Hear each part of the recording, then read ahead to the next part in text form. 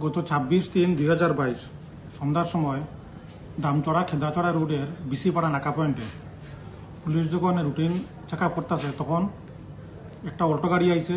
এই গাড়িটা সিগন্যাল দেওয়ার পরে গাড়িটা দাঁড়াইছে এবং যেটা চেক করার সময় এটা ডিক্কির মধ্যে তাকিয়া প্রায় 15 বান্ডিল গাঞ্জা পাওয়া গেছে।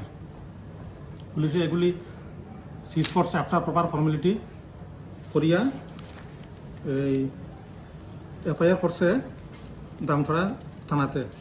কেস নম্বরটা আসছিল দামছড়া থানার 7/2022।